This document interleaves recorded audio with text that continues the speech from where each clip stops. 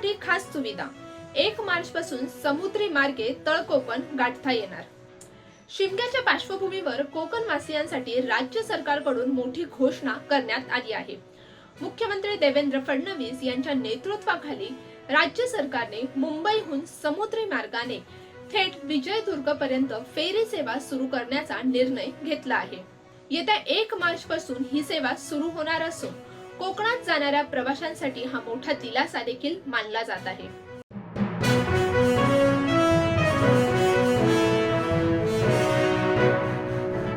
Trawling माहिती leak होण्यावरून Rohit Pawar यांचा मोठा आरोप। आमच्या पातळीवर आम्ही माहिती काढण्याचा प्रयत्न करतोय। दादांवर प्रेम करणारे जे लोक आहेत त्यांनी सीसीटीव्ही फुटेज बद्दल माहिती मागितलेली, पण ती दिली नाही। तपासकर्त्यांकडे ती माहिती आहे की नाही हे माहित नाही। सीआयडीने एकही रिपोर्ट दिलेला नाही। सरकारच्या माध्यमातून माहिती मिळालेली नाही। माहिती आमच्या लोकांना मिळत नाही, पण आमच्या ट्रोलर्सला, भाजप पुरस्कृत ट्रोलर्सला एअरपोर्ट अथॉरिटीच्या माध्यमातून सहज मिळते, असा गंभीर आरोप रोहित पवार यांनी केला आहे। त्यांनी दिल्लीमध्ये पत्रकार परिषद घेतली आणि यावेळेस ते बोलत होते।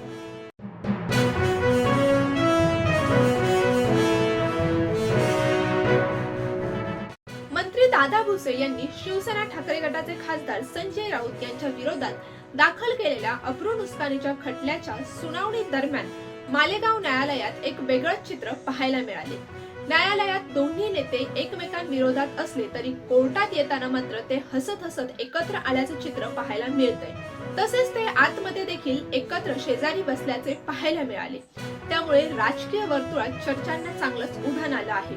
एकीकडे कोर्टातील कायदेशीर लढाई आणि दुसरीकडे वैयक्तिक पातळीवर मैत्रीपूर्ण वातावरण, असे चित्र मालेगाव न्यायालय परिसरात पाहायला मिळाले।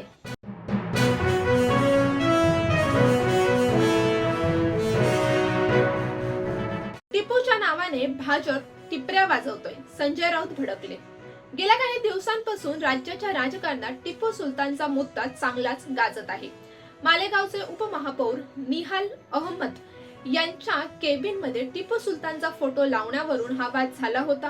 त्याला भाजपने जोरदार विरोध देखील केला होता। या विरोधात निदर्शनेही करण्यात आली। त्यानंतर हा वाद थांबला होता, पण आता हा वाद पुन्हा पेटतानाचे दिसत आहे। ठाकरे गटाचे नेते संजय राऊत यांनी या वादावरून भाजपवर जोरदार निशाणा साधला आहे। टिपूच्या नावाने भाजप टिपऱ्या वाजवत आहे, अशी खोचक टीका यावेळेस राऊतांनी केली आहे। तसेच ते पुढे म्हणाले आहेत की मीरा भाईंदर असेल, अकोला असेल, टिपूच्या नावाने भाजपच्या सत्तेने केलेली ही कामे आहेत, असं देखील संजय राऊत म्हणाले आहेत।